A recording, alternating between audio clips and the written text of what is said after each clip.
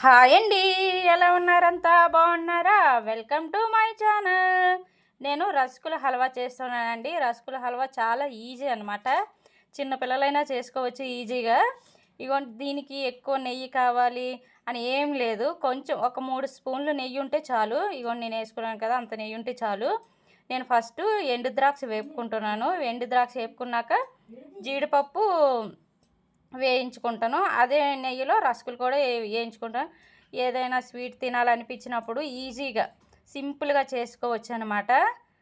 ఇందులోకి ఎక్కువ ఏమీ ఎండు ద్రాక్ష కానీ జీడిపప్పు ఏం లేకపోయినా పర్లేదు, చేసుకోవచ్చు అనమాట. ఇవ్వండి, జీడిపప్పులు కూడా వేపుకుంటున్నాను. అందులోనే రసగులు ప్యాకెట్లు ఉంటాయి కదా, ఆ ప్యాకెట్లోనే మనం కింద ఇలా చేత్తోని గుద్దినా కూడా ఏమో చిన్న చిన్న ముక్కల్లాగా అయిపోతాయి కదా, అవి ఒక ప్లేట్లోకి తీసుకొని ఈ నెయ్యిలో వేపుకోవాలి. నేను స్టీల్ కళాయి తీసుకున్నాను. కొంచెం మాడినట్లు అనిపించినాయి. మీ దగ్గర కళాయిలు ఉంటాయి కదా, అల్యూమినియం కళాయిలు అవి వాడుకోండి. అవి బాగుంటాయి, మాడవు అనమాట. స్టీల్ కళాయిలు స్టీల్ వాడమంటారు కానీ అవి తొందరగా మాడిపోతాయి, తలకాయ నొప్పి అంతా. ఇగోండి, ఇవన్నీ వేపుకొని పక్కన పెట్టుకున్నాను కదా. ఇగో రసగులు కూడా వేపుకుంటున్నాను. బాగా హీట్ ఎక్కువైపోయింది, కళాయి పొగలొచ్చేస్తుంది. నాకైతే చాలా నచ్చిందని నేను ఫస్ట్ టైం చేశాను రసగుల హల్వా. బ్రెడ్ హల్వా తిన్నాను నేను, చేశాను కానీ దానికి ఎక్కువ నెయ్యి కావాలి, అంత చాలా తలకాయ నొప్పి. మనం తెచ్చుకునేదే కొంచెం కొంచెం నెయ్యి, అందరు దానికే సగం నెయ్యి వేస్తే మనకే మిగులుతుంది. నాకు చాలా ఇంట్రెస్ట్ ఉండేది కాదు. ఇదైతే చాలా ఈజీగా చేసుకోవచ్చు.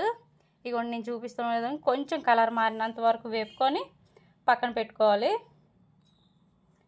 కొంచెం మాడినట్లు అనిపించింది నాదైతే.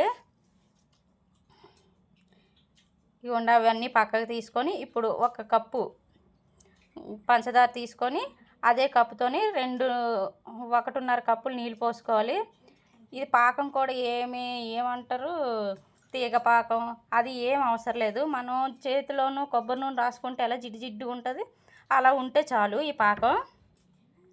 ఇదిగోండి, పంచదార వేసుకొని 1.5 కప్పులు నీళ్ళు పోసుకున్నాను కదా, పంచదార అది మొత్తం కలిగి నేను చెప్పాను కదా, ఆ విధంగా పాకం వస్తే చాలన్నమాట.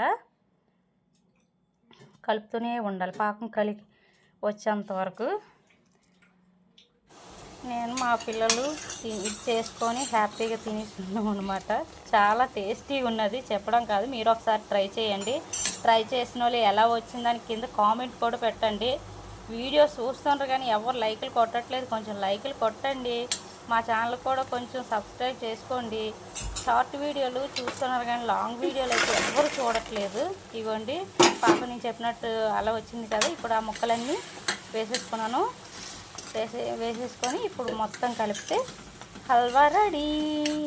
ఈ వీడియో కానీ మీకు నచ్చినట్లయితే ఒక లైక్, సబ్స్క్రైబ్ చేసుకోండి అబ్బా ప్లీజ్. ఇగోండి, లాస్ట్ యాలకుల పొడి చాలా బాగా వచ్చిందని. నాది ఇది కొంచెం బ్లాక్ అయ్యిందని ఎవరు అనుకోకండి, కొంచెం మాడింది పొడి, అది కూడా వేసేసిన.